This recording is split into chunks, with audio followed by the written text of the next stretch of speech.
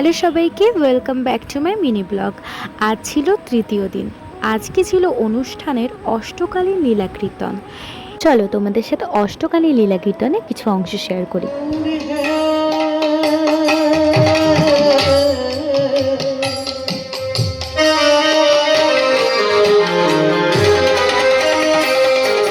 অষ্টকালীন লীলা কীর্তনে একদিনে এক একটা করে পালা গাওয়া হয়।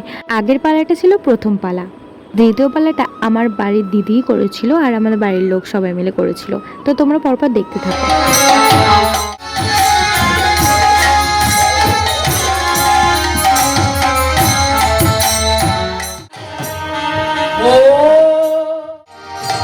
আমরা মুখে জয় শ্রী রাধে বলে কীর্তন করতে করতে আমরা ব্রজধামে দিকে শুভযাত্রা করেছি। এই কীর্তনের মেন যে জিনিসটা সেটা হচ্ছে সূর্য পুজো। চলো ওটাই সেই রাধা ভাবে বিভাবিত হয়ে সূর্য পূজাটি স্মরণ করছেন। কি আনন্দ হচ্ছে, রাধা ভাবে বিভাবিত। কেমন মহাপ্রভু মা যদি নহি বসনে আবৃত তনু কহতহি পূজব সুর। এই আট ভাবে হৃদয় হতো, আর নবদ্বীপে আমার মহাপ্রভুর এই অষ্টসাত্ত্বিক ভাব। কম্প পুলক ঘাম সরভঙ্গ অনুপম নয়নহি জল পরিপূর্ণ। কেমন প্রভু আমার রাধা ভাবে বিভাবিত হয়ে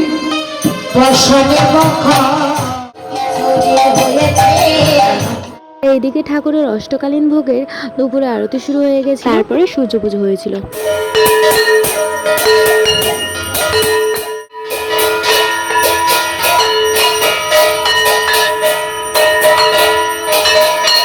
রাধা বিনোদী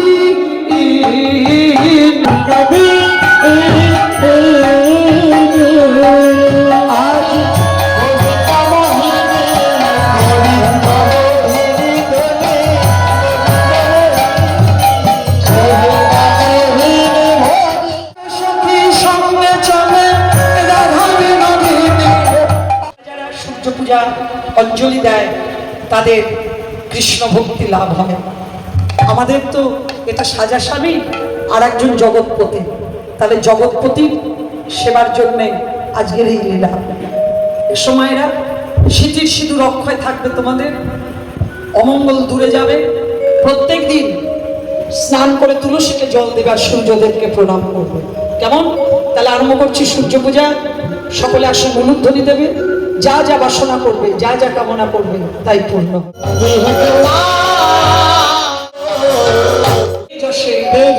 জগত জগত সবিত্রে সুচয় সবিত্রে কর্ম দায়িরে হীরো।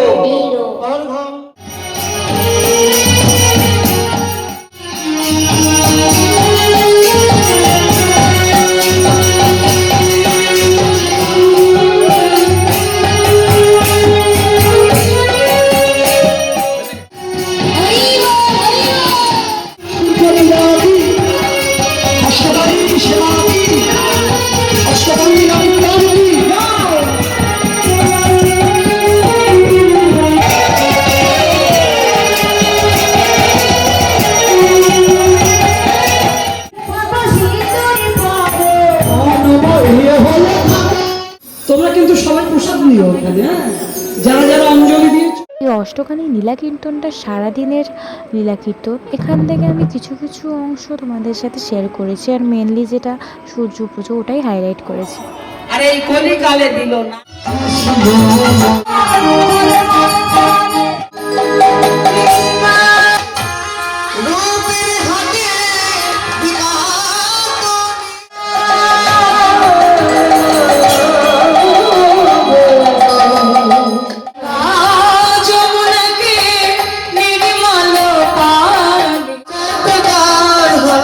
এই পালাটা ছিল সবার শেষের পালা, মানে পরের দিন সকালবেলা লাস্ট পালা হয়েছিল। ওই কটা কীর্তনীয় আর পালার নাম মনে ছিল, সেগুলো আমি নিচে দিয়ে দেবো, দেখো।